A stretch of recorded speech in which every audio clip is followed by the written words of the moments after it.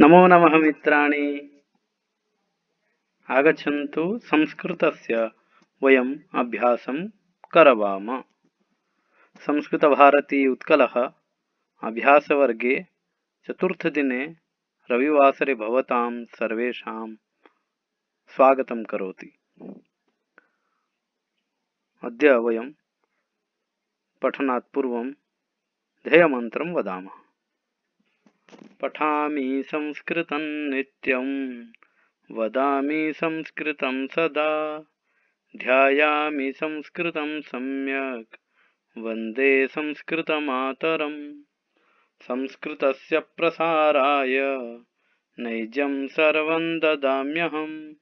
संस्कृतस्य सदा भक्तो, वन्दे संस्कृतमातरम्। संस्कृतस्य कृते जीवन्, संस्कृतस्य कृते यजन्, आत्मानमाहुतं मन्ये, वन्दे संस्कृतमातरम्। अद्यतन अभ्यासबिन्दवः सन्ति। आवश्यकं मास्तु। सम्यक्तया वाक्यं पश्यन्तु। परीक्षा अस्ति, परीक्षा अस्ति। पठनम् आवश्यकम्, पठनम् आवश्यकम्। आतपः भवति, आतपः भवति। उपनेत्रम् आवश्यकम्, उपनेत्रम् आवश्यकम्।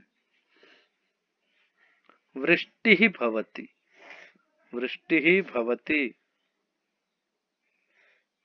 छत्रम् आवश्यकम्। किम् आवश्यकम्? छत्रम् आवश्यकम्। अत्र वाक्यत्रये वयं दृष्टवन्तः। पठनम् आवश्यकम्, उपनेत्रम् आवश्यकम्, छत्रम् आवश्यकम्।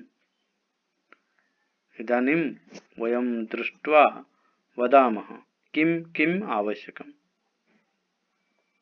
लेखनम् आवश्यकम्, धावनम् आवश्यकम्, सम्भाषणम् आवश्यकम्, ज्ञानम् आवश्यकम्, स्नानम् आवश्यकम्, अध्ययनम् आवश्यकम्, चिन्तनम् आवश्यकम्, जलम् आवश्यकम्, फलम् आवश्यकम्, यानम् आवश्यकम्, धनम् आवश्यकम्, पुस्तकम् आवश्यकम्, दुग्धम् आवश्यकम्, ध्यानम् आवश्यकम्, योगासनम् आवश्यकम्, संस्कृतम् आवश्यकम्, वस्त्रम् आवश्यकम्, शिक्षणम् आवश्यकम्, अन्नम् आवश्यकम्, कार्यम् आवश्यकम्, क्रीडनम् आवश्यकम्, करवस्त्रम् आवश्यकम्, मन्दिरम् आवश्यकम्, फेनकम् आवश्यकम्। बहु सुन्दरम्, धन्यवादः।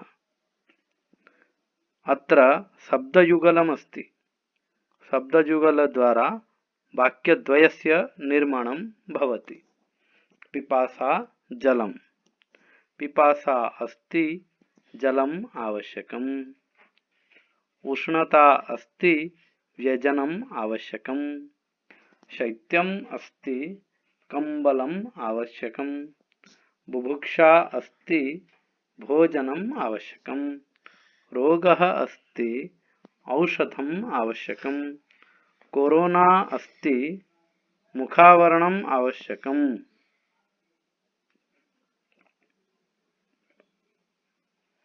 आवश्यक इति शब्दः विशेषणशब्दः अस्ति। एतदर्थं तस्य पुल्लिङ्गे, स्त्रीलिङ्गे, नपुंसकलिङ्गे च भेदाः भवन्ति। आवश्यकः, आवश्यकी, आवश्यकम्। पुल्लिङ्गे आवश्यकः, स्त्रीलिङ्गे आवश्यकी, नपुंसकलिङ्गे आवश्यकम्। किन्तु प्रश्नः सर्वदा किम् आवश्यकम् इति भवति। उत्तरं भिन्नं भिन्नं भवति। यथा आवश्यकः मध्ये किं किं भवति? दीपः आवश्यकः, चमसः आवश्यकः, दर्पणः आवश्यकः, विद्यालयः आवश्यकः, स्वाध्यायः आवश्यकः आवश्यकी रोटिका आवश्यकी द्विचक्रिका आवश्यकी लेखनी आवश्यकी भक्तिः आवश्यकी द्रोणी आवश्यकी आवश्यकम् संगणकम् आवश्यकम् जीवनम् आवश्यकम् ओदनम् आवश्यकम् शाकम् आवश्यकम् चायम् आवश्यकम् अग्रिमबिन्दु अस्ति मास्तु मास्तु